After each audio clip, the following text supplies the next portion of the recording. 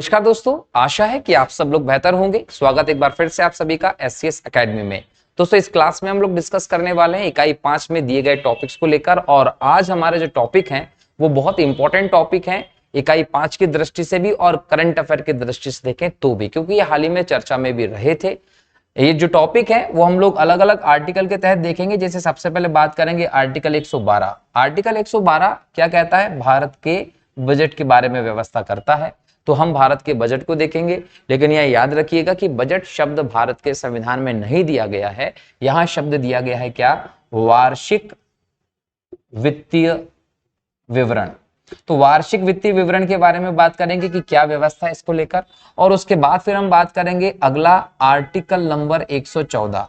अब देखिए, बजट आपने बनाया, बजट में अलग अलग योजनाओं को लेकर धन भी आपने आवंटित कर दिया क्षेत्रों में, लेकिन जब उस धन के प्रयोग करने की बात आएगी तो संचित निधि से पैसा लेना पड़ेगा। अब संचित निधि से जब पैसा लोगे तो कैसे लोगे? उसकी कुछ ना कुछ प्रक्रिया होती है। तो उस प्रक्रिया को हम लोग यहाँ किसके माध्यम से समझेंगे? विनियोग विधेयक के माध्यम से समझेंगे। तो यहाँ विनियोग विधेयक की बात होगी, इस पर हम लोग डिटेल में डिस्कशन करेंगे कि क्या होता है और कैसे लाया जाता है। फिर हम देखेंगे आर्टिकल 116, लेखा अनुदान की व्यवस्था यहाँ देखी जाएगी। लेखा अनुदान को लेकर क्या व्यवस्था है, और ये इस साल चर्चित रहा है, क्योंकि इस साल हम देखें चुनावी साल है और चुनावी वर्ष में हम लोग अंतरिम बजट की व्यवस्था को देखते हैं, और इसी के लिए कहीं ना कहीं हम लेखा अनुदान भी इसको कह सकते हैं। ये कहीं ना कहीं अग्रिम कहीं ना कहीं आवश्यकताओं की पूर्ति करने के लिए भुगतान की व्यवस्था करता है जब चुनावी वर्ष होता है। तो इसको हम देखेंगे कि ये क्या है। और इसके बाद हम बात करेंगे आर्टिकल 120 की, जो संसद की भाषा के बारे में बात करता है कि संसद की भाषा की क्या व्यवस्था होता है। ठीक है। और उसके बाद हम देखेंगे आर्टिकल नंबर 123 की, जो अध्यादेश की बात करता है कि राष्ट्रपति का अध्यादेश क्या है। तो आज हम इन सभी 5 आर्टिकल्स पर बहुत डिटेल में डिस्कशन करेंगे। आपके सारे डाउट्स, आपके कॉन्सेप्ट इसको लेकर क्लियर कर देंगे क्या क्या होते हैं, क्योंकि ये ऐसी चीजें हैं जो आपको चर्चा में देखने को मिलती रहती है दोस्तों। ठीक है, तो एक एक करके इनको समझते हैं। सबसे पहले हम किसको देखते हैं? अनुच्छेद 112 को लेकर। अनुच्छेद 112 क्या कहता है? संघीय बजट या वार्षिक वित्तीय विवरण। देखो, वार्षिक वित्तीय विवरण की जब बात करते हैं तो क्या वर्ड प्रयोग कर रहे हैं आप? बजट। लेकिन मैंने क्या कहा कि बजट शब्द संविधान में नहीं है, और इसके लिए हमारे संविधान में वार्षिक वित्तीय विवरण का दे रखा है। ये क्या होता है? तो याद रखिएगा, वर्ष में जो आय व्यय हो रही है आपको, ये आय व्यय का जो लेखा जोखा होगा, ये लेखा जोखा जो आय व्यय का होता है, यही आपका बजट कहलाता है। कितना आया, कितना आपका गया, इसका पूरी व्यवस्था आप बजट के तौर पर देखते हैं। और वास्तव में देखा जाए जो बजट शब्द है ही नहीं, ये बूजट शब्द था। जब ब्रिटेन की पार्लियामेंट में वहां के वित्त मंत्री चमड़े के बैग में बजट संबंधी डॉक्यूमेंट लेकर गए, तो वहां के सांसद लोगों ने बूजट बूजट बोलकर उनका मजाक उड़ाया था। और ये बूजट फ्रांसीसी शब्द था। यही बूजट शब्द चमड़े के थैले के लिए प्रयोग करने वाला शब्द रहा, जो बाद में बजट के तौर पर हमें दिखाई पड़ता है, और आज हम इसे बजट के तौर पर देखते हैं। लेकिन ये क्या है? फ्रांसीसी शब्द है, और ये शब्द कहीं ना कहीं हम बोल सकते हैं कि चमड़े के थैले के लिए प्रयोग किया जाता था। तो वार्षिक वित्तीय विवरण के लिए आप साधारणतः इस बजट शब्द को देखते हैं। जब हम बजट की बात कर रहे हैं दोस्तों, तो ये क्या है? तो इसको तैयार कौन करता है? तो वित्त मंत्रालय का ये काम है। किसका काम है? वित्त मंत्रालय का, भारत सरकार का ये काम है। और वित्त मंत्रालय के ये काम कौन करता है? तो याद रखिएगा, आर्थिक मामलों का जो विभाग है, आर्थिक मामलों का विभाग जो है इस पर पूरा काम करता तैयार करने का। और ये किसकी तरफ से ये काम होता है? तो भारत के राष्ट्रपति की तरफ से, भारत के राष्ट्रपति की ओर से ही बजट पेश किया जाता है। चूंकि बजट जो है वो भारत के राष्ट्रपति नहीं आ सकते पेश करने के लिए, तो वित्त मंत्री के माध्यम से बजट पेश करवाते हैं भारत के राष्ट्रपति। अब हम लोगों को ये समझना है कि बजट तैयार जब करते हैं तो कैसे होता है। तो याद रखिएगा कि बजट तैयार करने का जो काम होता है लगभग सितंबर महीने से ही शुरू हो जाता है। कहते हैं कि बजट पेश करने से लगभग 7 महीने पहले से बजट निर्माण का कार्य शुरू हो जाता है। लगभग 100 से ज्यादा अधिकारियों को इसमें लगाया जाता है, जिसमें नीति आयोग के भी कुछ लोग मान लें, हम लोग वित्त मंत्रालय के कुछ लोग मान लें, ये सब लोग मिलकर बजट निर्माण का काम करते हैं। पूरा खुफिया तरीके से गोपनीयता के साथ बजट निर्माण का काम होता है दोस्तों। जो लोग भी बजट निर्माण के काम में होते हैं उन्हें लगातार वित्त मंत्रालय के ऑफिस में ही रहना पड़ता है, उनको घर नहीं जाने दिया जाता। उनकी हर एक गतिविधियों पर निगरानी रखी जाती है, क्योंकि बजट से संबंधित डॉक्यूमेंट लीक नहीं होना चाहिए, जिसके घोर दुष्परिणाम निकल सकते हैं। तो इसके चलते बहुत खुफिया तरीके से बजट बनाया जाता है। सितंबर महीने से इस पर काम चालू कर देते हैं। इसके लिए क्या होता है कि 3 साल के, कहीं ना कहीं 3 साल के इस पर आंकड़े प्रयोग किए जाते हैं। जैसे एक बीते वर्ष के, दूसरा वर्तमान वर्ष के और आने वाले वर्ष के, ये 3 वर्ष के जो आंकड़े हैं वो यहां देखे जाते हैं। तो यहां पर 3 वर्ष के आर्थिक अनुमानों को देखा जाता है बजट के संदर्भ में।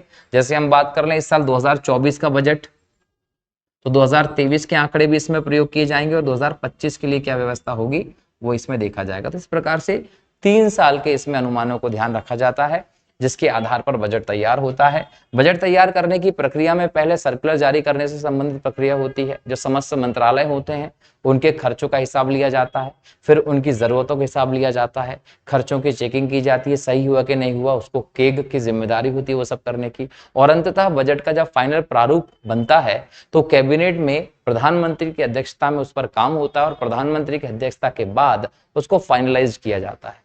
जब बजट फाइनलाइज्ड हो जाता है तो वो पेश होने के लिए तैयार होता है, अब उसको प्रिंट के लिए भेजा जाएगा। जब उसके प्रिंट के लिए भेजा जाता है तो उसके लिए एक सेरेमनी होती है जिसको आप हलवा सेरेमनी कहते हैं। हलवा सेरेमनी जैसे ही होती है तो इसका मतलब है कि बजट तैयार हो चुका है और उसको प्रिंट के लिए भेजा जा चुका है। जब हम लोग प्रिंट के लिए भेजते हैं बजट को तो इसके पहले हलवा सेरेमनी होती है। ये सांकेतिक व्यवस्था है, ये आप लोगों को ध्यान रखना है। इसके फोटोज वगैरह आपने अभी कुछ दिनों पहले देखे होंगे जब बजट के बारे में व्यवस्थाएं चल रही थी। तो अब यहाँ पर जो बजट है उससे संबंधित आपको आंकड़े कई सारे याद रखने होते हैं, क्योंकि ये जो मैं बातें कर रहा हूँ ये तो आप लोगों को समझ आएगा कि बजट की व्यवस्था कैसे तैयार किया जा रहा है, कौन तैयार करता है, ये सब चीजें हैं। लेकिन यहाँ पर इससे संबंधित आंकड़े एग्जाम में आते हैं। जैसे भारत का जो पहला बजट है वो जेम्स विल्सन ने 1860 में पेश किया था। 1857 की क्रांति हुई, पूरी तरीके से भारत का क्षेत्र जो था अंग्रेजों के हाथों में आ गया था। लॉर्ड कैनिंग इस समय भारत के वायसराय हुआ करते थे और इस समय जेम्स विल्सन ने भारत का पहला बजट पेश किया था, ये ध्यान रखिएगा। इसके बाद हम बात करें, अंतरिम सरकार जब बनी थी तो उसका बजट जो था वो लियाकत अली के द्वारा पेश किया गया था। आजादी के बाद भारत का पहला बजट 26 नवंबर 1947 को षणमुखम शेट्टी ने किया था। तो भारत का आजादी के समय बजट किसने पेश किया था? तो षणमुखम शेट्टी ने किया था। अब आपको ये याद रखना है कि बजट दो प्रकार से हम लोग देखते हैं, एक आम बजट बोलते हैं और एक रेल बजट बोलते हैं। अब ये आम बजट और रेल बजट ये दोनों प्रारंभ में अलग अलग हम लोग व्यवस्था देख रहे थे। कैसे? 1924 के समय पे एक समिति थी जिसका नाम था एक वर्ष समिति। ये एक वर्ष समिति की सिफारिशें आई, इसकी सिफारिश के आधार पर आम बजट और रेल बजट को कर दिया गया था अलग अलग। तो आपसे एग्जाम से क्वेश्चन आ जाएगा, क्या क्वेश्चन आ जाएगा कि एक वर्ष समिति ने किसके संदर्भ में सिफारिश दी थी? तो रेल बजट व आम बजट को अलग करने की सिफारिश एक वर्ष समिति ने दी थी। कब इनको अलग किया गया था? 1924 में अलग किया गया था। अब समस्या यह है कि एक वर्ष समिति की सिफारिश पर रेल बजट को और आम बजट को अलग अलग करके पेश किया जाने लगा था। अब इनका एकीकरण करके आज आप देखते हैं, इनका एकीकरण कब किया गया? तो 1 फरवरी 2017 को पहली बार एकीकृत बजट पेश किया गया 1924 के बाद। यहां पर अलग कर दिया था तो अरुण जेटली जी इस समय वित्त मंत्री थे बीजेपी के, और अरुण जेटली जी ने इस बजट को, रेल बजट को आम बजट में मर्ज करके इसको पहली बार एकीकृत तौर पर 1 फरवरी 2017 को पेश किया था। दोस्तों ये आप लोगों को ध्यान रखना है। तो यहां से एकीकृत बजट फिर से पेश हो गया है। अब आम बजट रेल बजट एक साथ पेश होता है, जबकि पहले क्या होता था कि आम बजट एक रेल बजट में एक दिन का अंतर होता था। की व्यवस्थाएं पहले मौजूद थी रेल बजट को लेकर, अब यहां पर एक साथ आपको बजट पेश करने की व्यवस्था में देखने को मिलती है। ठीक है, तो यहां पर आपको यह पता चल गया कि भारत में बजट की व्यवस्था क्या मौजूद थी, अलग अलग बजट कब से थे, एक कब से हो गए, और भारत में बजट की व्यवस्था का प्रारंभ कब से देखने को मिलता है। सबसे ज्यादा बार बजट किसने पेश किया? तो सबसे ज्यादा बार भारत में बजट पेश करने का जो मौका है वो मोरारजी देसाई को मिला है। इन्होंने 10 बार बजट पेश किया है। नेहरू जी ने भी 1958-59 के वित्तीय वर्ष में बजट पेश किया था और नेहरू जी बजट पेश करने वाले भारत के पहले प्रधानमंत्री बने थे। हालांकि भारत में 3 प्रधानमंत्री ऐसे रहे हैं जिन्होंने अपने प्रधानमंत्री पद के दौरान बजट पेश किया था, और ये तीनों के तीनों प्रधानमंत्री गांधी परिवार से ही रहे हैं। यह जब विडंबना है दोस्तों।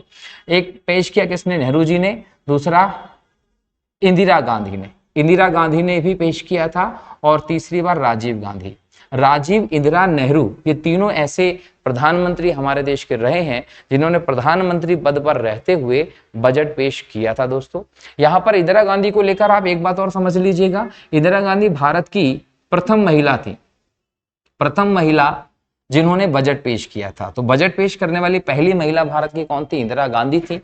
अब ये स्वतंत्र रूप से इन्होंने नहीं पेश किया था। मेरा बोलने का तात्पर्य है कि वित्त मंत्रालय इनके पास अतिरिक्त प्रभार के तौर पर था और इस तौर पर इन्होंने बजट पेश किया था। लेकिन अगर हम देखें स्वतंत्र प्रभार के साथ अगर भारत में किसी महिला ने बजट पेश किया पहली बार, तो याद रखिएगा वित्त मंत्री निर्मला सीतारमण जी का याद ध्यान रखिएगा कि निर्मला सीतारमण जी भारत की पहली ऐसी वित्त मंत्री हैं, महिला हैं, जिन्होंने स्वतंत्र प्रभार के साथ वित्त मंत्रालय की मंत्री रहते हुए बजट पेश किया है। हालांकि बजट पेश करने वाली दूसरी महिला के तौर पर आप निर्मला सीतारमण जी को जानते हो। क्लियर? पहली महिला कौन रही? इंदिरा गांधी जी रही थी, जिन्होंने ये बजट पेश किया था। लेकिन उनके समय अतिरिक्त प्रभार के तौर पर आप वित्त मंत्रालय को देख रहे थे, अतिरिक्त जिम्मेदारी थी उनके ऊपर, लेकिन निर्मला सीतारमण जी ने स्वतंत्र रूप से प्रभार के तहत इसको बजट पेश किया है। अब यहां पर हम बात करें बजट 1958 से पहले, हम यहां पर याद रख सकते हैं कि 1958 का जो बजट हम लोग देख रहे हैं, ये 1958 का बजट या फिर इस समय तक जो बजट हो रहा है वो 28 फरवरी को शाम को 5 बजे पेश होता था। 28 फरवरी को शाम को 5 बजे पेश होने की व्यवस्था बजट की हमको दिखाई पड़ती है। मतलब पहले बजट को हम लोग तारीख की अगर बात करें तो 28 फरवरी को शाम को 5 बजे बजट पेश होगा। यह व्यवस्था हमारे देश में चालू देखने को मिली। जवाहरलाल नेहरू साहब थे। यशवंत सिन्हा बीजेपी की सरकार में 1999 में जब वित्त मंत्री थे तो इन्होंने इस प्रथा को बदला और 11 बजे सुबह बजट पेश करना प्रारंभ कर दिया और सन 2000 में पहली बार सुबह 11 बजे बजट पेश किया गया था भारत में। ये ध्यान रखेंगे। कौन थे? यशवंत सिन्हा के समय से ये प्रथा को बदला गया था। तो 1999 तक भारत में बजट कितनी बजे पेश होता था? 5 बजे पेश होता था और 1999 के बाद इस प्रथा को बदल दिया गया। 5 बजे पेश क्यों होता था? क्योंकि ब्रिटेन के साथ समय का आपको समायोजन करना था। ब्रिटेन में जब सुबह होती थी उस हिसाब से आप टाइम सेट करते थे। जैसे हम बात करें ब्रिटेन और भारत के समय में 5.5 घंटे का अंतर है। ब्रिटेन और भारत के समय में कितने घंटे का अंतर है? 5.5 घंटे का अंतर है। अब इन दोनों में 5.5 घंटे का अंतर है, तो अगर वहां 12 बज रही होगी तो हमारे यहाँ पर कितनी बज रही होगी? 5:30 बज रही होगी। ये समय हम लोगों को देखने को मिलेगा। इसका मतलब वहां जब 11 साढ़े 11 का टाइम होता था तब हमारे यहाँ पर 5 बजे का समय होता था। तो वहां के समय के साथ समायोजित करने के लिए भारत में 5 बजे बजट पेश करते थे। अब ये पता नहीं था कि प्रारंभ में ये लोग क्यों उस परंपरा को फॉलो कर रहे थे। हमारे देश में वैसे भी कई सारी ऐसी व्यवस्थाएं आज भी लागू हैं जो हमें कहीं ना कहीं गुलामी की याद दिलाती है। जैसे आईपीसी की बात करें, इंडियन पिनल कोड की व्यवस्था 1861 से चली आ रही थी और अंग्रेजों के जमाने के कानून हमारे यहाँ लागू थे। हालांकि वर्तमान सरकार ने हाल ही में इस व्यवस्था को बदलकर नई कानून संहिता प्रस्तुत कर दी है। तो कई सारे ऐसे हमारे यहाँ पर सिस्टम देखने को मिलते हैं जो हम ब्रिटिश काल के अभी तक प्रयोग करते चले आ रहे हैं। कई सारे कानून हम ऐसे प्रयोग करते चले आ रहे हैं। तो बजट की व्यवस्था भी यही थी, परंतु 2000 में ये व्यवस्था बदल दी गई। 2021-22 का बजट इंपॉर्टेंट बजट रहा था। किस दृष्टि से? ये डिजिटल पेपरलेस बजट था दोस्तों। ये पेपरलेस बजट आया था 2000 बोल सकते हैं 21-22 में पहली बार। इसके अलावा निर्मला सीतारमण 2019 में पहली पूर्णकालिक और दूसरी महिला वित्त मंत्री भी बनी थी। मैंने अभी आपको समझाया किस प्रकार से बजट इन्होंने पेश किया था। बजट की प्रिंटिंग की काम राष्ट्रपति भवन में होता है। 1950 से पहले मिंटो हॉल में होता था। 1980 से यह वित्त मंत्रालय में होता है। वित्त मंत्रालय ने अपने ही सिस्टम में प्रिंटिंग का काम कर रखा है ताकि इसी गोपनीयता को बना के रखा जा सके। बजट पर जब भाषण की बात करते हैं दोस्तों तो वित्त मंत्री देता है। सबसे लंबा भाषण बजट के इतिहास में आज तक 2 घंटे 42 मिनट का निर्मला सीतारमण जी ने 2020-21 का बजट पेश करते हुए दिया था। सबसे ज्यादा शब्द प्रयोग किए थे मनमोहन सिंह जी ने 18,000 और सबसे कम शब्द हीरू भाई ने 1977 के आसपास 800 शब्दों का बजट, सबसे छोटा बजट पेश किया था। तो सबसे बड़ा बजट मनमोहन सिंह जी ने, सबसे छोटा बजट हीरू भाई ने लाए थे दोस्तों, ये याद रखिएगा। तो बजट को लेकर हमारे देश की ये पूरी व्यवस्था है दोस्तों। अभी हम वर्तमान में देखें तो पहले हमें 28 फरवरी को बजट की व्यवस्था देखने को मिलती थी। अब हमारे देश में 1 फरवरी को बजट पेश होता है। 1 फरवरी को बजट पेश होता है और बजट पेश के दौरान दोनों सदन एक साथ बैठते हैं, बजट पेश हो जाता है, उसके बाद धन्यवाद प्रस्ताव पर चर्चा होती है। ये सब चीजें आप लोगों को हम लोग बता चुके हैं। अब यहाँ पर फरवरी में बजट पर डिस्कशन होगा, मार्च के दौरान बजट पर डिस्कशन होगा और जो संपूर्ण डिस्कशन होता है वो 31 मार्च तक खत्म कर लिया जाता है और 1 अप्रैल को बजट लागू हो जाता है। तो 1 अप्रैल से शुरू करते हैं और 31 मार्च तक इसको ले जाते हैं। इसको हम बोलते हैं वित्तीय वर्ष। तो यहां पर आपको समझ में आ जाएगा कि कई बार आपको ये चीज लिख के दी जाती है, जैसे यहां पर लिखा हुआ है 2020-21 का बजट। अब ये 2020-21 का बजट 20 भी और 21 क्यों लिखा जाता है वित्तीय वर्ष में? इसलिए लिखा जाता है कि 2020 में 1 फरवरी को बजट पेश हुआ, ठीक है। अब इसमें जनवरी का महीना निकल गया है और फरवरी के 1 से आप बजट लेकर आ रहे हैं और ये बजट जो रहेगा वो अगला फिर 1 फरवरी को पेश होगा और 31 मार्च तक उस पर चर्चा चलेगी। तो 31 मार्च तक फाइनलाइज हो पाएगा बजट सत्र के कहीं ना कहीं इस समय में। तो ऐसे में आपको 31 मार्च तक आप फाइनलाइज कर पाते हैं। तो ये समय नए वर्ष का आ जाएगा। अब 1 फरवरी 2020 का पेश हुआ और 21 का ये 1 फरवरी 31 मार्च तक आएगा। तो इस प्रकार से कुछ समय 20 का, कुछ समय 21 का लगता है, इसलिए हम इसको संयुक्त तौर पर 2 वर्षों के तौर पर लिखते हैं 20 से 21 तक। तो कहीं ना कहीं ये आपको समझ में आ गया होगा कि बजट की व्यवस्था हमारे देश में किस प्रकार से दिखाई पड़ती है। दोस्तों, बजट हमारे देश में आज से नहीं, आजादी के पहले से आ रहा है। अंग्रेजों के द्वारा इसको शुरू करने की व्यवस्था में देखने को मिलती है, ठीक है। ये बजट के संदर्भ में हम लोगों ने प्रावधान देखे हैं। अब हम यहां देखते हैं अगला टॉपिक, अनुच्छेद 114।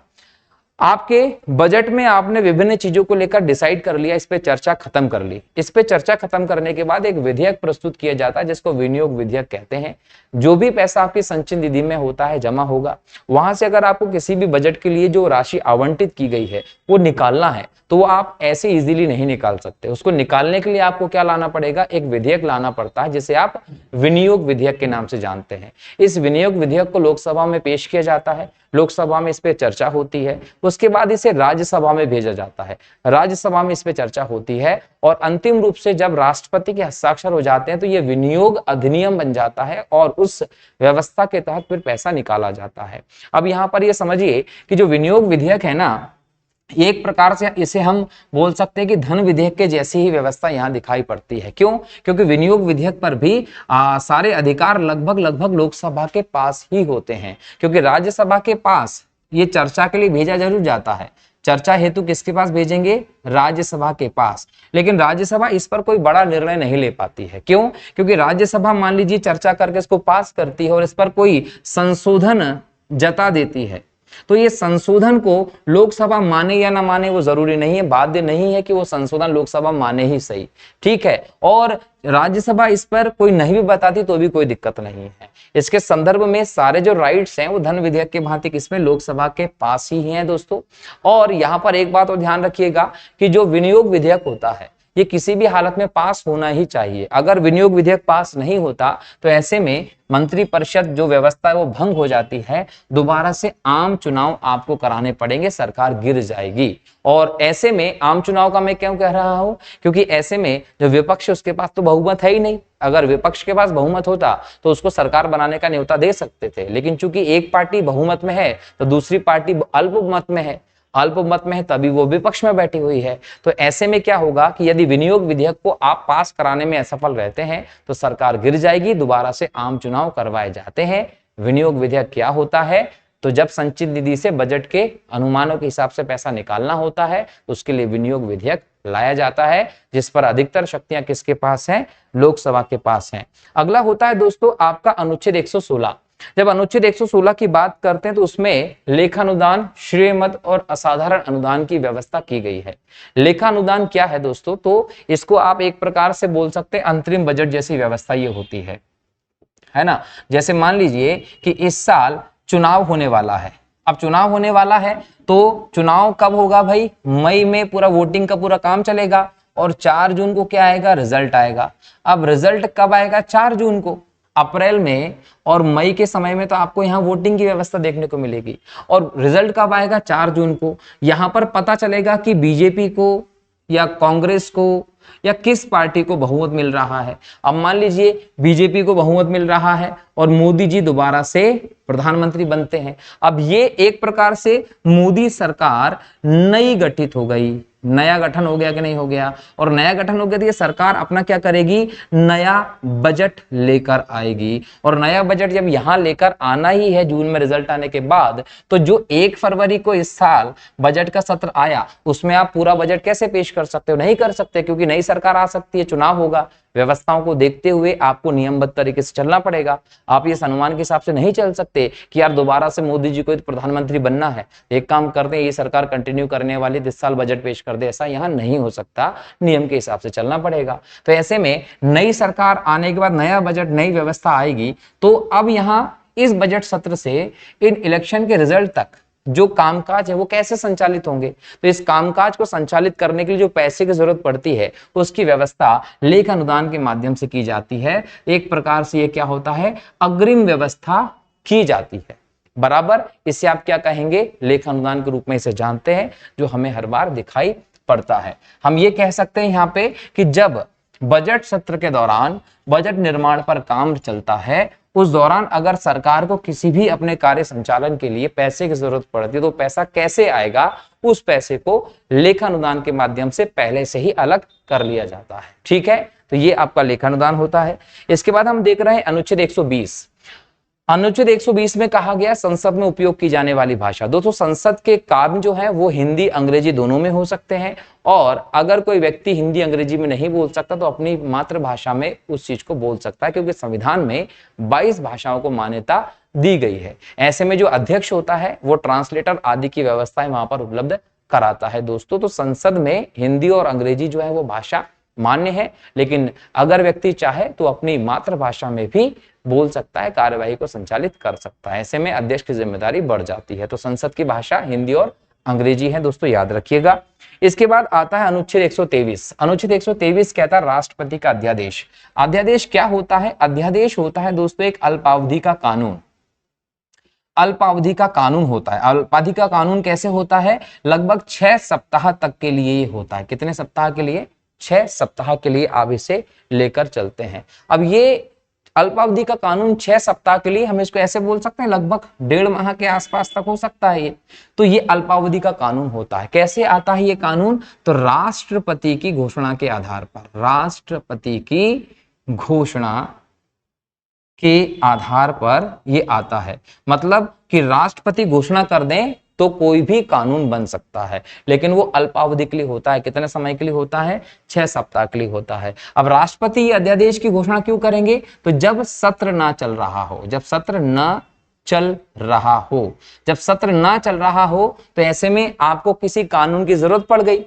सत्र किसका ना चल रहा हो, संसद का सत्र ना चल रहा हो, संसद सत्र में नहीं है, ऐसे में आपको किसी अर्जेंट कानून की जरूरत पड़ गई। अब आप उस कानून को बहुत अर्जेंट में चाहते हैं, तो यहां पर प्रधानमंत्री की मंत्रिपरिषद जो होगी, मंत्रिपरिषद जो होगी वो राष्ट्रपति को सलाह करेगी कि हमें इस विषय पर कानून की अर्जेंट जरूरत है, आप अध्यादेश के माध्यम से कानून निकाल दीजिए।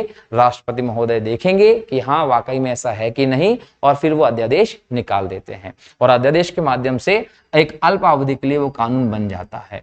लेकिन यहां पर यह समझना है कि संसद सत्र में नहीं होगा क्या मतलब है। यहां पर आपके दिमाग में आएगा कि सर राज्यसभा का तो कभी विघटन नहीं होता, फिर क्या हो सकता है। तो देखिए मैं यहां पर सदन है कि नहीं उसकी बात नहीं कर रहा हूं, यहां पर हम लोग सिर्फ इस पे बात कर रहे हैं सत्र है कि नहीं। सत्र जैसे मॉनसून सत्र होता है ना, शीतकालीन सत्र होता है और बजट सत्र होता है। हमें 3 सत्र देखने को मिलते हैं, मॉनसून, शीतकालीन और बजट सत्र। अब यहाँ पर क्या होता है, संसद के राज्यसभा और लोकसभा दोनों बैठक में होते हैं, चर्चाएं चलती रहती हैं। अब यहाँ पर इनकी बैठक नहीं चल रही है, इनकी बैठक नहीं चल रही है और आपको कानून की जरूरत पड़ जाती है। तो ऐसे में राष्ट्रपति महोदय के माध्यम से अध्यादेश लाकर कानून की व्यवस्था की जा सकती है। कितने समय के लिए होता है ये, 6 सप्ताह के लिए होता है। लेकिन इसकी अधिकतम अवधि भी कुछ हो सकती है। जब हम आर्टिकल 85 को देखते हैं तो यहां पर हम लोगों को एक चीज देखने को मिलती है, क्या कि संसद के 2 सत्र होना, 2 सत्र होना या 2 बैठक होना। सत्र का मतलब क्या, बैठक होना क्या है, अनिवार्य है। 2 बैठक होना अनिवार्य है। मतलब आपका जो सदन है, संसद है, वो फालतू नहीं होना चाहिए। एक साल में इसकी कम से कम 2 बैठकें जरूर होना चाहिए। और ये भी बोला ये 2 बैठकों में कितने महीने से ज्यादा का अंतर नहीं होना चाहिए, 6 माह से ज्यादा का अंतर नहीं होना चाहिए। तो 6 माह से ज्यादा का अंतर नहीं होना चाहिए, तो 6 माह ये ले लीजिए, 6 सप्ताह ये ले लीजिए, तो 6 माह प्लस 6 सप्ताह, 6 माह प्लस 6 सप्ताह। कैसे कि मान लीजिए कि सदन का एक सत्र आया, अब अगला सत्र मान लीजिए कितने महीने में आएगा, 6 महीने में आएगा। तो आपको जो कानून की जरूरत है वो संसद के सत्र आने के बाद ही आ सकता है ना। तो संसद का अध्यादेश आप ले आए यहां, अब 6 महीने बाद सत्र आएगा तो 6 महीने आप और जोड़ लीजिए, तो 6 सप्ताह तक तो अध्यादेश रहेगा ही रहेगा। 6 महीने सत्र चल ही नहीं रहा है, तो इस संदर्भ में 6 महीने तक इसकी आयु क्या होती है, बढ़ा दी जाती है। और जैसे ही 6 महीने के बाद सत्र आएगा तो बैठक के दौरान इस पर निर्णय लिया जा सकता है। या तो सत्र चलने लगा है तो उसको अपने आप अध्यादेश का समय अवधि क्या हो गई, समाप्त हो गई। समय अवधि क्या हो गई, समाप्त हो गई। समय अवधि समाप्त हो जाएगी, उसके बाद ये अध्यादेश समाप्त हो जाएगा। या फिर जैसे ही सत्र आ जाएगा, संसद बैठ जाएगी, तो वो क्या करेगी, इसका अनुमोदन कर देगी। अनुमोदन कर देगी संसद, तो क्या हो जाएगा, परमानेंट कानून बन जाएगा। और या फिर इसको अनुमोदन नहीं करेगी तो वो अपने आप खत्म हो जाएगा, बराबर है। लेकिन ऐसी स्थिति में ये भी होता है कि अगर राष्ट्रपति महोदय को लगता है कि यार अब इसकी जरूरत नहीं है, तो वो अध्यादेश को वापस भी ले सकते हैं घोषणा करके। तो अध्यादेश राष्ट्रपति लेकर आते हैं आर्टिकल 123 के तहत। कब लाते हैं, जब संसद के सत्र नहीं चल रहे होते हैं। तो कितने समय के लिए लाते हैं, 6 सप्ताह के लिए। इसके समय 6 माह तक क्यों बढ़ाया जा सकता है, क्योंकि 2 सत्र के बीच में 6 महीने से ज्यादा का अंतर नहीं हो सकता, इसलिए। और दूसरी बात है कि अध्यादेश की समाप्ति कितने प्रकार से होती है, तो 3 तरीके से होती है। या तो राष्ट्रपति घोषणा करके वापस ले लें, या इसकी अवधि समाप्त हो जाए, या संसद सत्र प्रारंभ होने के बाद इसका अनुमोदन करके इसको परमानेंट कानून में बदल दे, तो अध्यादेश समाप्त हो सकता है। बराबर है कि नहीं है। तो ये हमारे यहाँ पर किसकी व्यवस्था है दोस्तों, अध्यादेश की व्यवस्था है। लेकिन यहाँ पर एक और चीज हम लोगों को समझना है, अगर राष्ट्रपति, प्रधानमंत्री और उसकी मंत्री परिषद के परामर्श पर किसी भी जरूरी व्यवस्था के लिए कानून अगर मात्र घोषणा के द्वारा लाए, तो हो सकता है कि इसका दुरुपयोग भी किया जा सकता हो।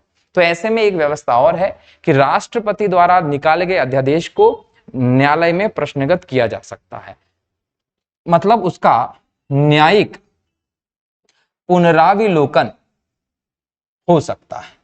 याद रखिएगा, पुनराविलोकन किसका, अध्यादेश का हो सकता है। उसको आप कोर्ट में चैलेंज कर सकते हैं कि ये सही है कि नहीं, और अगर वो अध्यादेश सही नहीं पाया जाता तो न्यायालय उसको रद्द भी कर सकती है। ये अध्यादेश की व्यवस्था हमारे यहाँ देखने को मिलती है। तो ये हम लोगों ने डिस्कस किया किसके बारे में, भारतीय संविधान के आर्टिकल 114, 116, 120, 123 और 112 को लेकर।